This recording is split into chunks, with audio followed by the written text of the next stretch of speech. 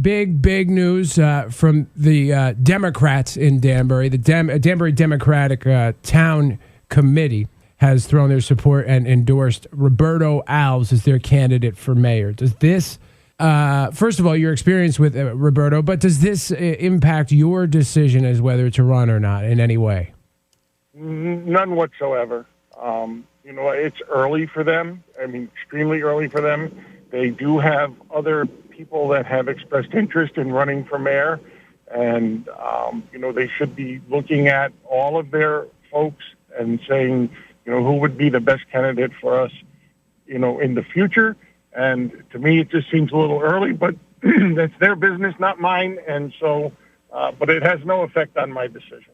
Okay, so you think they did it too early? Is that what I'm hearing, or am I putting words in your mouth? I don't think that I don't think it really should happen for them. I think I read something of their date is sometime in June or July, before they would normally, before the official nomination happens. And so, it's just early for that. And their system of nominating is slightly different than the Republicans' system of nominating, and so I don't generally follow it. But when I heard that, I thought it was just a little early, especially since there are other people that have expressed interest in running in the race, and so they, to me, it almost seems like they just shut the door on anybody else and said, "This is the guy," and the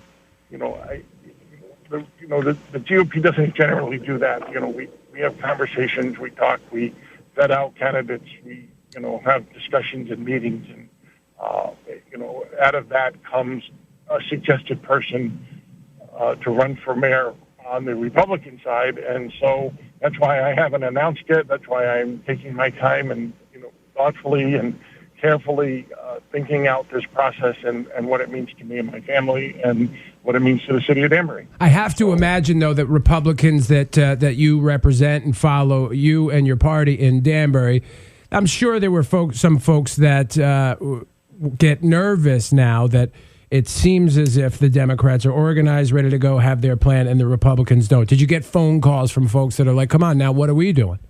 Yeah, so I think one of the things I've been telling people when I've talked to them about this is we just came out of what I think was one of the most horrible political cycle elections in my memory.